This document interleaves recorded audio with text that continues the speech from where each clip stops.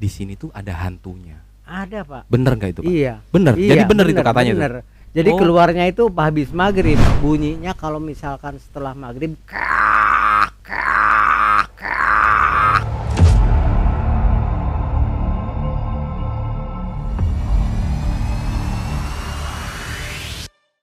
Saat ini kita sedang berada di Sumedang. Sumedang terkenal dengan Tahu. bersama saya Pito. Di sana ada Mas Bayu dengan Bapak Hikmat. dan Bapak Sulaiman.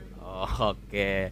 Saat ini kita kembali bersama Bislog. Pak, kita ini kan sedang di UPTD Pertanian di Ujung Jaya ya, Pak. Oke, iya. Kabupaten Sumedang.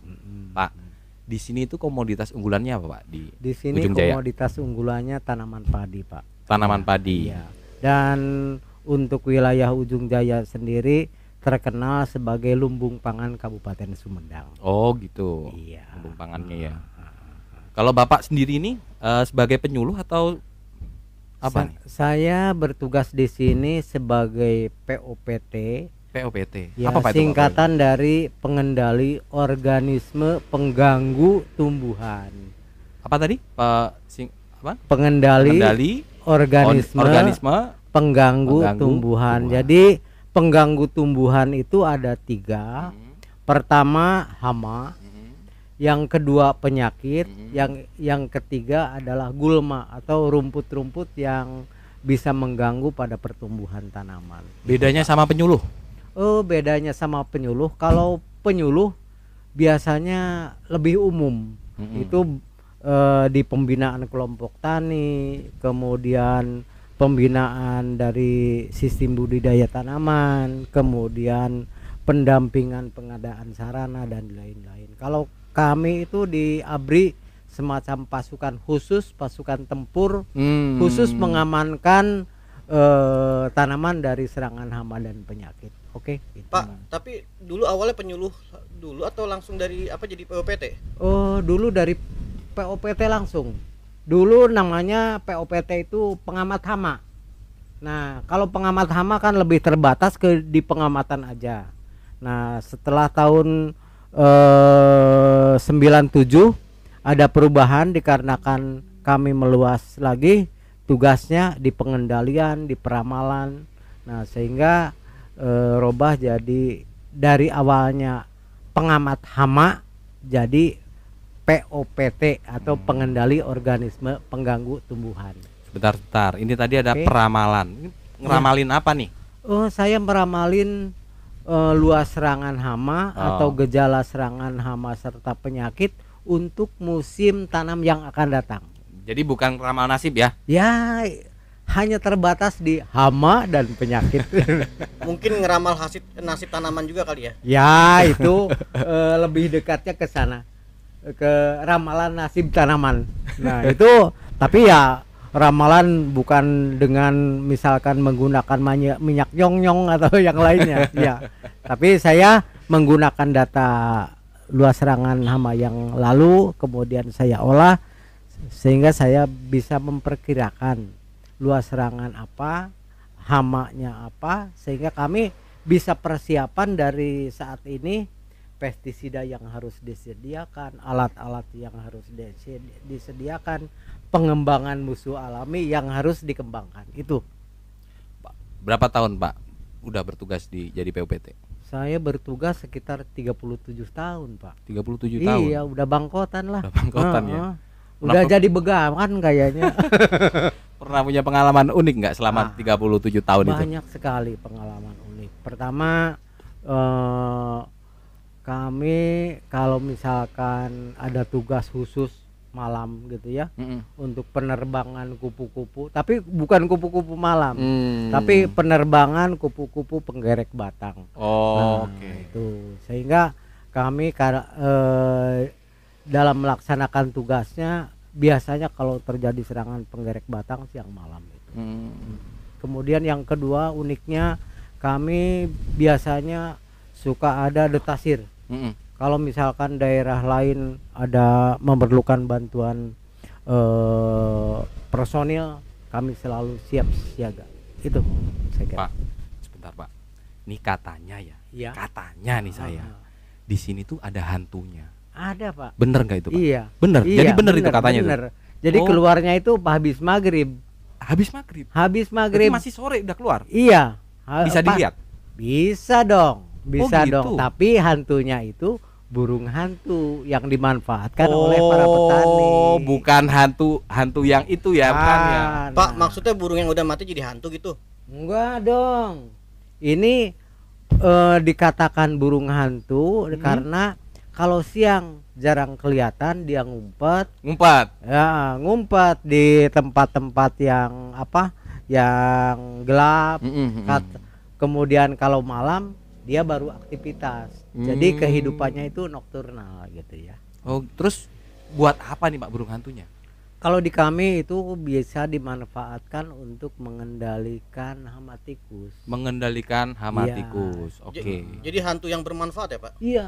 Contohnya apa tuh? Yang di belakang Bapak itu mungkin, yang besar sekali tuh. Nah, itu contoh patungnya lah. Contoh patungnya. Enggak seperti itu ya. Jadi burung hantu itu di wilayah Jawa Barat atau di Sunda disebutnya manuk koreak. Apa itu?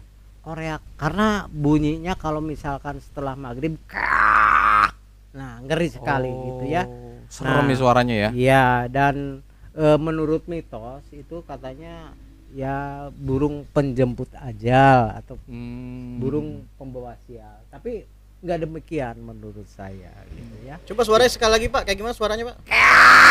Waduh, saya jadi takut, Pak. Wah, saya takut, Pak. Gitu Pak, ya. ini dipelihara atau gimana nih? Kalau kami di Ujung Jaya tidak memelihara.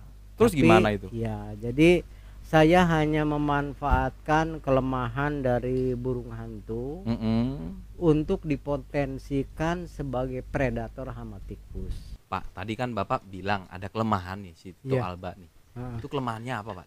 Kelemahannya Tito Alba tidak bisa membuat sangkar atau kandang sendiri seperti burung-burung yang lainnya. Kalau burung pipit, burung perkutut, dia bisa membuat sarang. Kalau ini tidak. Kalau ini nggak bisa? Nggak bisa. Jadi hanya memanfaatkan bangunan-bangunan yang copong. Kemudian dia hanya memanfaatkan gua-gua atau lubang-lubang yang bolong. Dia akan tinggal di sana gitu ya.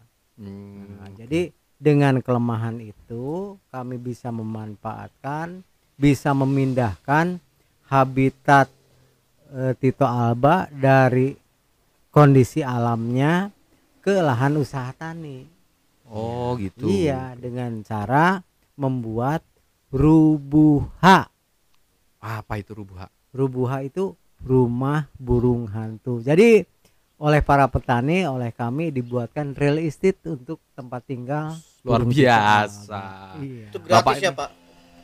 Gimana? Rumahnya gratis ya, Bapak buatin? Gratis. Malahan wah, ini sampai dicat no drop segala macam gitu ya. Bener-bener Iya, Bapak ini casing. iya. Ya, gitu. Kakek Apa? singkatan. Ah. Dan Dari tadi kami singkatan mulu. dan kami di di Ujung Jaya awalnya itu hanya membuat satu rubuha. Setelah dicoba ternyata 2 minggu kemudian itu ditempati oleh burung hantu. Nah, makanya kami buatkan lagi 5. Dan setelah membuat 5 itu semuanya ditempati oleh burung hantu. Dan dampaknya dari setelah ditempatkan rubuha itu sawah di sekitar rubuha itu aman dari serangan tikus. Aman. Iya. Dulu nih sebelum ada si Tito nih, Tito Alba nih, itu gimana? Apa gagal panen atau apa? Itu gimana ceritanya Ya, gimana? Sampai nanti mungkin terakhir bisa dibantu oleh Pak Eman ya. Pak Iman ya. Tapi Sebagai petani ya yang sudah merasakan gagal panen karena tikus yang ya. merasakan gagal panen akibat tikus. Tapi secara perhitungan gitu ya, atau berdasarkan hasil pengamatan kami dari luas areal sawah seluas 2.692 hektar itu per musim luas serangan tikus di Kecamatan Ujung Jaya dulu sebelum adanya konservasi burung Tito Alba mencapai 250 hektar per musim. Apalagi kalau dilihat kerugian yang lainnya, petani harus beli plastik untuk mengamankan dari pesemaian dari serangan hama tikus. Bahkan saya ngobrol-ngobrol dengan tukang plastik gitu ya, itu satu musim sampai menghabiskan 5 ton Pak plastik untuk membuat ini aja. Belum lagi kerugian pada awal musim tanam itu petani harus tebar 3 kali gitu. Jadi kalau diperhitungkan dengan kerugiannya aja hampir 4-5 miliar lah gitu ya. Nah nih Pak Eman dulu sempat ragu nggak nih memanfaatkan Tito Alba nih? Iya Pak, dulu saya sempat ragu, kata beliau harus beralih ke pengendalian Tito Alba dengan musuh alami ya dengan burung itu. Tapi setelah saya tahu bahwa itu Tito Alba betul-betul makan tikus Pak. Kenapa saya tahu? Karena saya dikasih burung Tito Alba anaknya sama ini, anakan disuruh dipelihara. Makanya saya kasih makan tikus. Jadi saya sangat tahu Pak bahwa si Tito Alba itu betul-betul makan tikus. Oke. Ya. Akhirnya saya dari situ saya betul-betul percaya. Akhirnya saya kembangkanlah rumah-rumah burung hantu di lahan pertanian. Nah gini Pak, dulu sebelum memanfaatkan Tito Alba itu kalau gagal panen berapa persen, dan setelah menggunakan Tito Alba itu berapa persen? Kalau menghitung dari luasan Pak ya, luasan wilayah desa Kebon Jauh kurang lebih ada 280 hektar ya. Biasanya kalau pas ada serangan tikus bisa hampir 50% Pak gagal panen yang kena serangan.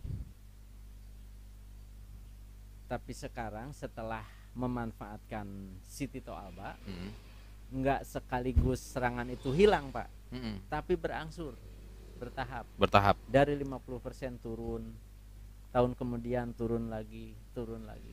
Alhamdulillah sampai sekarang setelah dari 2018 udah tidak ada lagi yang namanya serangan tikus bikin panen pusok. Oke. Tapi tikus mah ada gigit, tapi nggak merusak gitu lah. Iya. Pak, sebelum pakai Tito Alba tuh Bapak pakai apa aja Pak? Pakai cara apa aja Pak? Ya. Sebelum pakai Tito Alba Pak, kan saya ketua Gapoktan ya, bisa mengundang semua kelompok tani dan para petaninya.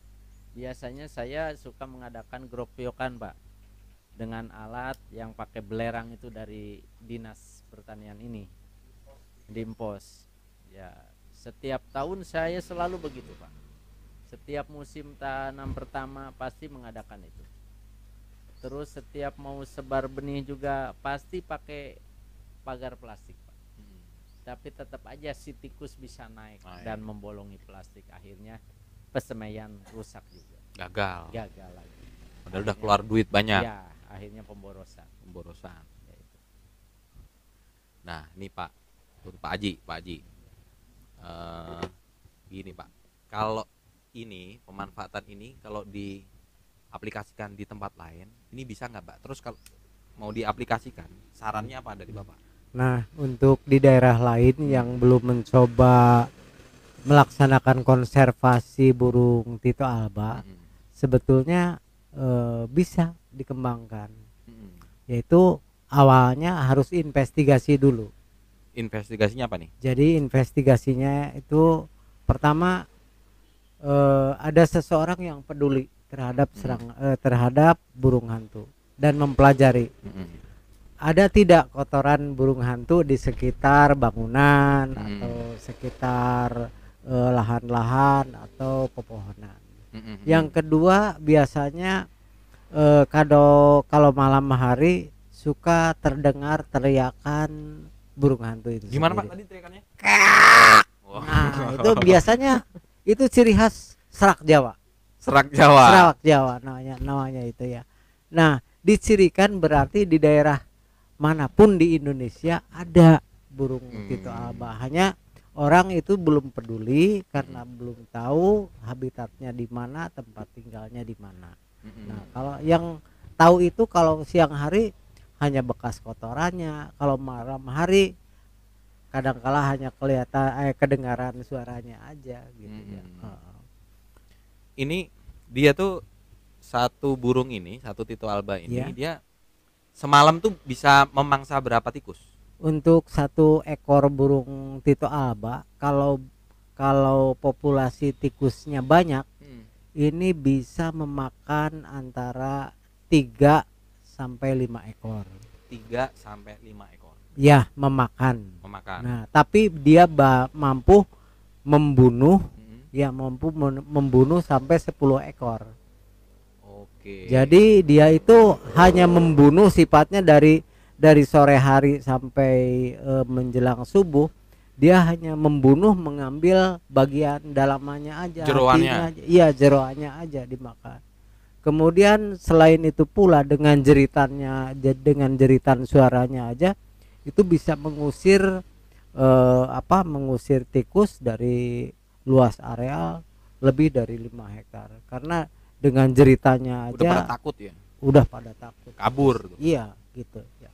Jadi idealnya saat per hektar itu berapa burung Tito alba? Untuk idealnya 5 hektar itu satu rumah burung hantu. Tapi yang dilaksanakan oleh Pak Eman bahkan bukan 5 hektar, pengen 1 hektar satu kandang. Iya, karena populasi burung hantunya kan setiap kali beranak, ya setiap kali beranak anaknya itu ada 5 sampai 7 ekor, tergantung dari populasi tikus. Nah, biasanya setelah disapih, anak-anaknya itu akan disingkirkan. Jadi kehidupan dari satu rubuha itu hanya 1 ekor. 1 ekor. Dia nokturnal gitu ya. Kemudian yang keduanya, untuk daerah-daerah yang belum melaksanakan konservasi burung Tito alba itu sebetulnya sangat mudah. Hanya tinggal membuat kandangnya, memasang kandangnya di lahan usaha tani. Akan tetapi ya kandangnya harus spesifik. Maksudnya spesifik gimana nih? Jadi pertama kandangnya itu gelap pada waktu siang hari, tapi mempunyai lubang untuk masuk. Oke. Kemudian yang selanjutnya penempatannya pun ini tidak sembarangan. Jangan memasang rubuha pintunya itu mengarah ke ke timur atau ke barat. Karena itu arah matahari ya. Arah matahari. Kemudian jangan dipasang di sekitar saung tani karena suka dipakai mainan. Kalau diketrok-ketrok tiangnya, ya itu biasanya suka nggak betah, dia banyak gangguan. Jadi biarkan Tito alba tinggal di real estate dalam keadaan yang tenang gitu ya. Gitu. Dan alhamdulillah di wilayah kami dari awalnya coba-coba dari 5 unit, sekarang satu kecamatan itu sudah di atas 300 unit kandang. Nah ini nih Pak, kalau kendala kesulitannya Pak kalau mau menggunakan Tito alba ini sebagai predator di sawah, ya gimana nih? Kesulitannya pertama biasanya ketidakpercayaan petani, ya ketidakpercayaan petani terhadap efektivitas burung Tito alba. Jadi sebaiknya sebelum mencoba melaksanakan konservasi lebih baik berkunjung dulu ke tempat-tempat yang sudah melaksanakan konservasi burung Tito alba supaya mereka percaya dan jelas penempatannya seperti ini. Yang keduanya, kalau dilaksanakan secara pribadi masing-masing tanpa ada kekompakan, tanpa ada teamwork gitu ya, biasanya itu menjadikan hambatan. Pertama hambatannya dari pembuatan rubuha sendiri. Ini mau misalkan ini masalahnya misalkan dapat nyewa atau mendapat kontrak sehingga tidak mau membuat sendiri gitu ya. Jadi teamwork itu harus benar-benar jalan dari mulai teamwork humas, maksudnya untuk menjelaskan kepada petani atau masyarakat bahwa burung itu harus dilindungi, jangan diganggu, jangan sampai ditembak. Ya, biar lestari Pak ya. Biar lestari. Membantu kita juga. Iya. Dan kalaupun ditembak atau misalkan ditangkap, buat apa? Iya. Dagingnya juga kecil, bau gitu ya. Iya. Nggak enak gitu ya. Nah, cuman ya dengan tangan-tangan iseng biasanya. Dan alhamdulillah kami sebelum melaksanakan konservasi burung Tito alba ya kami tempatkan poster-poster di wilayah itu. Jadi supaya diketahui bahwa burung itu adalah burung sahabat petani dan perlu dilindungi. Itu kira. Ya. Pak, yang Bapak tahu nih sudah dipakai di mana saja nih Pak selain di wilayah Ujung Jaya ini Pak? Oke. Yang jelas untuk wilayah Jawa Barat udah di di wilayah Sumedang sekitar 5 kecamatan. Ada Kecamatan Conggeang, Kecamatan Buah Dua, Kecamatan Paseh dan Sumedang Selatan. Kemudian untuk yang lainnya pun luar daerah Kabupaten Sumedang sudah magang di wilayah kami dari PTP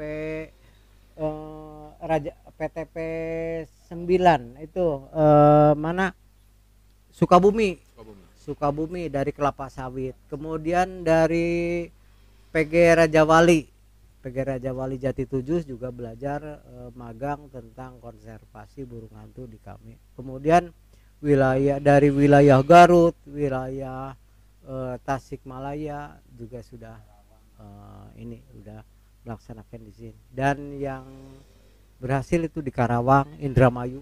Saya kira dari perjalanan kami dari 2016 yang magang itu banyak, setelahnya berhasil di Kecamatan Ujung Jaya bebas dari serangan tikus. Nih Pak, kalau teman-teman yang lain nih, petani-petani di tempat lain pengen belajar nih, gimana Pak? Bisa berlatih di sini atau gimana Pak? Bisa, dan kami pun kalau untuk memudahkannya jadi untuk pelatihan misalkan dari Gapoktan, gabungan kelompok tani, dari gabungan kelompok tani itu mengundang 5 sampai sekian orang perwakilan dari masing-masing kelompok, dilatih untuk membuat rubuha sampai pemasangannya, sehingga dari anggota yang ikut pelatihan dia mahir dan terampil dalam pembuatan rubuha sampai dengan pemasangannya. Sehingga dari yang contoh saja yang sudah dilaksanakan di wilayah desa tetangga kami Cibulu, awalnya kami hanya mengundang 9 kelompok, 9 orang.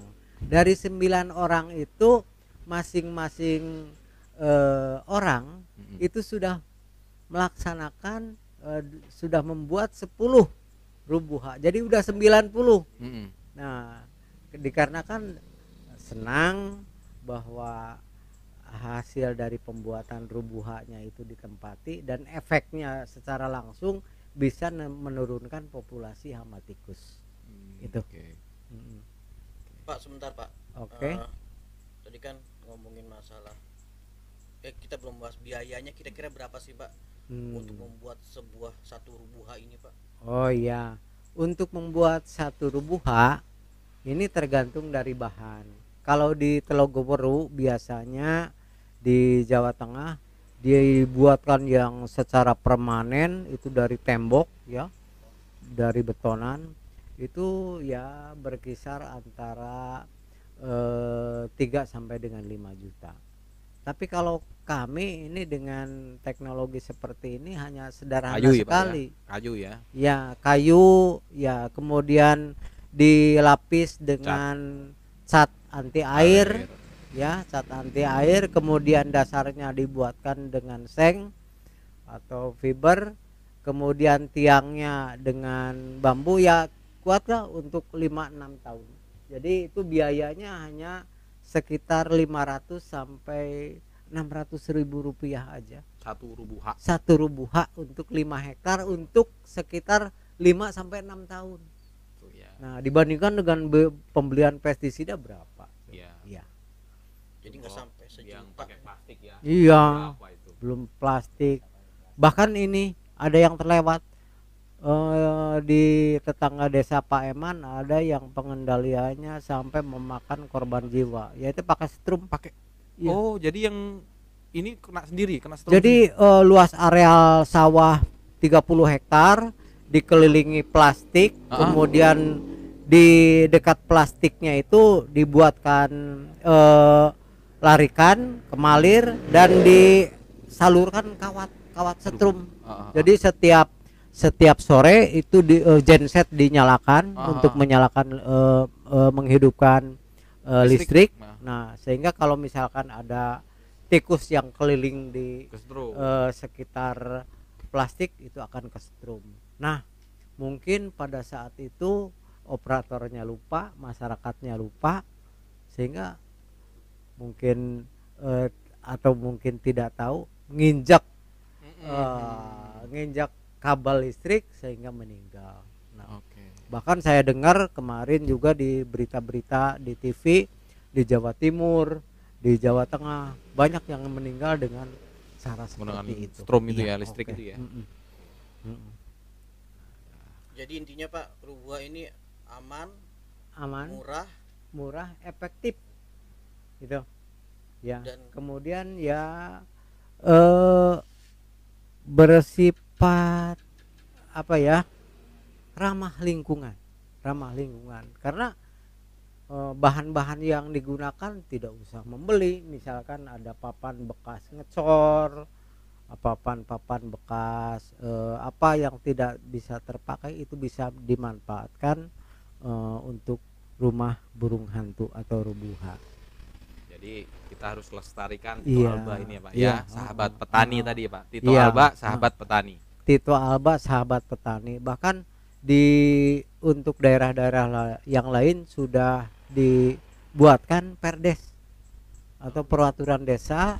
Bahkan kalau misalkan ada seseorang yang menjadi sniper kemudian memburu ini Tito Alba ini, itu akan kena denda. Gitu. Ya, dan di sini pun sebetulnya di Ujung Jaya belum terbentuk perdes atau peraturan antar desa, tapi masyarakat udah pada tahu.